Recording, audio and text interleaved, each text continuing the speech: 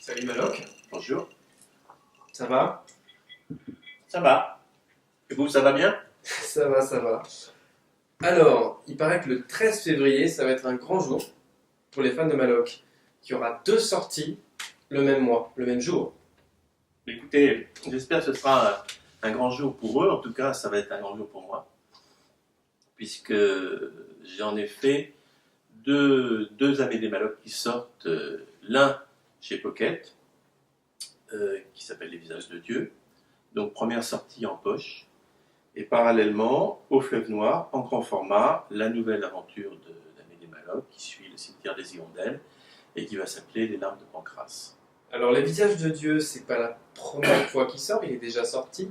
Oui, en effet, à l'aube de l'an 2000, les éditions du Seuil en avaient fait une première édition, mais une édition en grand format, mais beaucoup plus courte. Elle faisait environ 300 000 signes. Là, on va avoir droit à une version qui a été réécrite pour poche, pour Pocket, qui fera 600 000 signes environ. Et c'est quoi le pitch de cette aventure-là, des Visages de Dieu? C'est un petit peu difficile parce que on dévoile rapidement l'histoire en pitchant les visages de Dieu. On a affaire à une enquête assez diabolique. C'est la première enquête d'Amédée Maloc et c'est peut-être la plus terrifiante, la plus barbare. On est à la veille de l'an 2000, il neige, on est entre Noël et le jour de l'an, et Maloc va être confronté à un monstre, à quelqu'un qui maquille les femmes pour en faire des espèces d'œuvres d'art macabres. Euh, il va essayer de faire tout son possible pour l'identifier, et plus il essaiera de l'identifier, plus il aura l'impression que cet individu n'est pas humain. Il va même découvrir à un moment donné que ce type sévit depuis plus d'un siècle, y compris aux États-Unis. Comment est-ce possible? Et l'autre sortie du 13 février, Les Larmes de Pancrace. Est-ce que ce livre-là, tu peux le pitcher aussi, nous raconter l'histoire?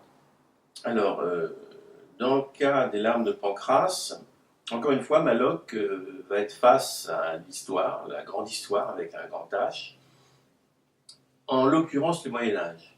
On est à la veille de la guerre de Cent Ans.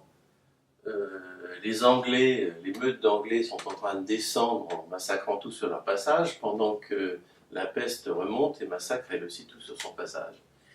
Et dans cette atmosphère un peu terrifiante, un vicomte qui s'appelle Pancrace va assassiner un templier.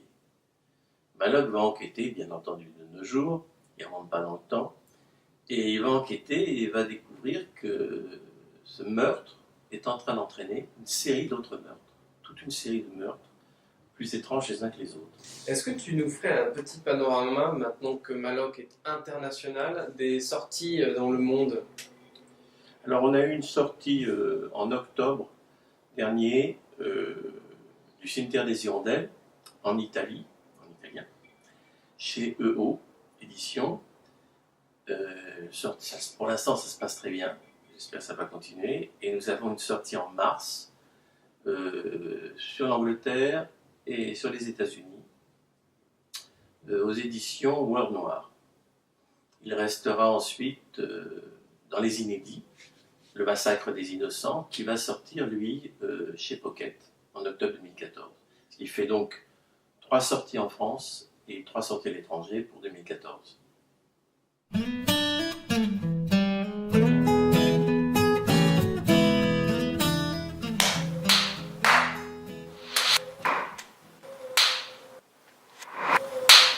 Bonjour Maloc. Bonjour.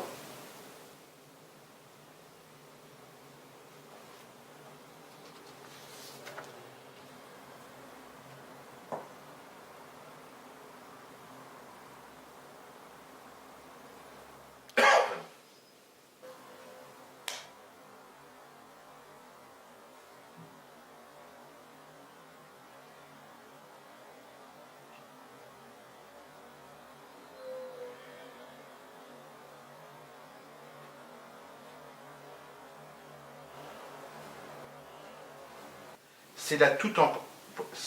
Euh,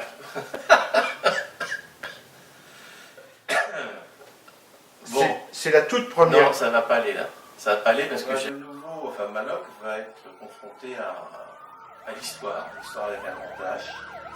On est, ah bah oui, là, c'est mes collègues de la police qui sont en train de passer. Les mecs du 36. Salut les mecs. Salut.